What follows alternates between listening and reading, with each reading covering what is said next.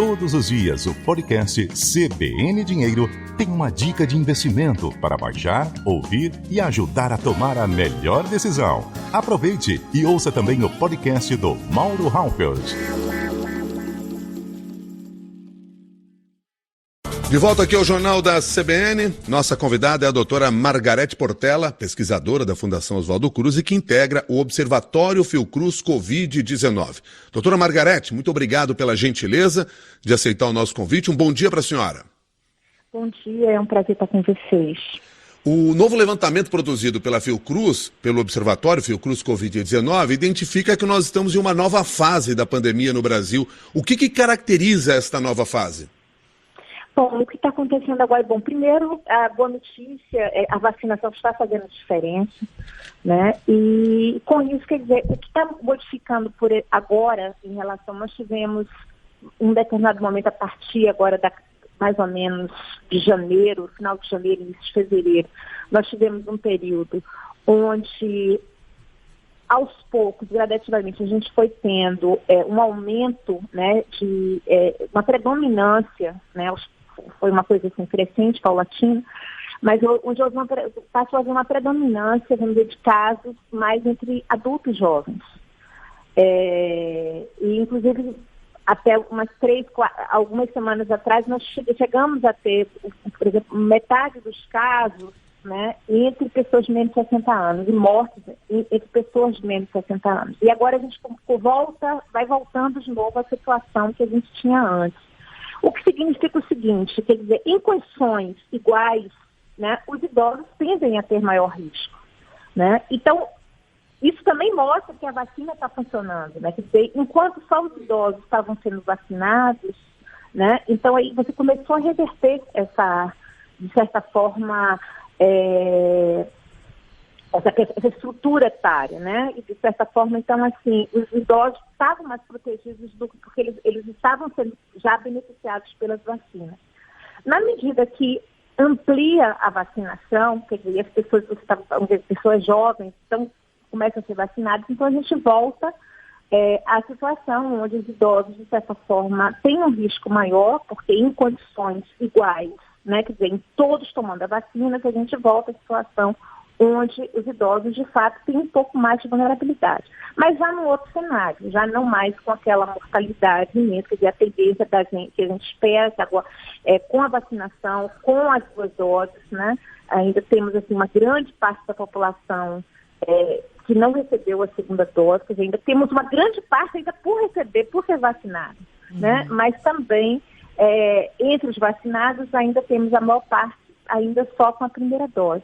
Mas, de fato, a vacinação está fazendo diferença e isso é uma boa notícia, ainda que estejamos em níveis muito altos ainda, tanto de casos quanto de mortalidade, mas muito menos do que já tivemos, né? Doutora Margarete Portela, nós podemos dizer que essa queda no número de mortes por Covid e também nas taxas de ocupação nos leitos de UTI, que foi apontada no boletim da Fundação Oswaldo Cruz, é uma queda que é constante nos estados ou existem situações de destaque?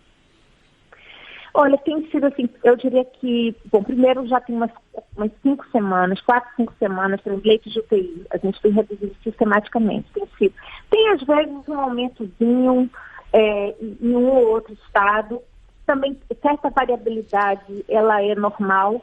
Uma coisa também que a gente começa a observar, alguns estados começam a bloquear leitos que estavam disponibilizados para Covid e provavelmente já revertendo, né, no sentido de atender outras coisas. Então, assim, é uma coisa que tem, óbvio que a gente vai observando com cuidado. Quando a gente vê um aumentozinho, ou principalmente assim, quando 2, 3 semanas com um pequeno aumento, a gente, vamos ficar atento aqui em relação a essa situação. Então, essa semana a gente observou, eu acho, algum aumento em Rondônia, algum aumento em Tocantins, mas coisa assim, de 2 pontos percentuais, né? Então, assim, também não dá para fazer um alarme por conta disso. Agora, prestar atenção, né? Prestar um pouco de atenção. As síndromes respiratórias agudas ainda estão também em níveis muito altos, né? Houve uma desaceleração, que termina sendo um indicador que dá também, assim,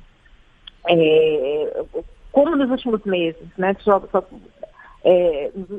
desde o início da Covid, grande parte das síndromes respiratórias agudas, elas têm sido, né, associadas à Covid.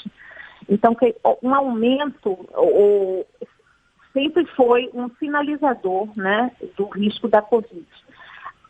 A gente tem diminuído isso, mas, por exemplo, na última semana houve uma desaceleração, você observou uma desaceleração, quer dizer, continua reduzindo, mas um pouco menos do que vinha sendo reduzido, e os patamares ainda são muito altos.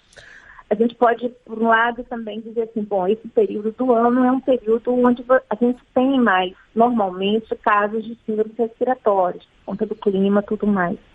Mas a gente vai monitorando, né? Quer dizer, na realidade, é uma questão mesmo de monitorar, e esse acompanhamento longitudinal no decorrer do tempo, ele é muito importante para a gente poder finalizar com mais segurança o que está acontecendo. Doutora Margarete Portela, levando em consideração que nós tivemos, em meses anteriores, números astronômicos, absurdos, do ponto de vista da saúde pública, com pessoas mortas e pessoas contaminadas, ao analisar hoje esses dados, os dados de hoje, comparar com aqueles números extraordinários, nós não corremos o risco de estar gerando uma ilusão na população de que a situação está melhor, quando, na verdade, ela ainda é muito grave? É um ótimo ponto, Milton. Exatamente, quer dizer, eu acho que você pega bem, quer dizer, a questão, a nossa preocupação.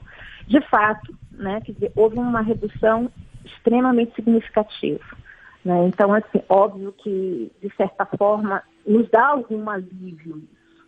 Mas dizer que estamos já numa situação assim, olha, o problema passou, não, ainda estamos assim, com níveis altíssimos. Quer dizer, é isso, não dá para normalizar, a gente continua tendo mais de 1.000 mortes, né, muitas vezes por dia. A gente continua tendo muitos casos, milhares de casos por dia. Então, assim, não é uma situação assim, onde o problema passou, né? Nós continuamos ainda com uma situação grave. Uma boa parte da população ainda não está imunizada, porque a imunização, a gente só fala realmente da imunização no sentido depois das 2 doses, né? E tem um prazo, não é? Tem, tipo, recebeu a 2ª dose e já pode estar tranquilo, né? Que você tem que ter um prazo, de certa forma, após a 2ª dose para você, de fato, desenvolver, né? Quer dizer, as defesas.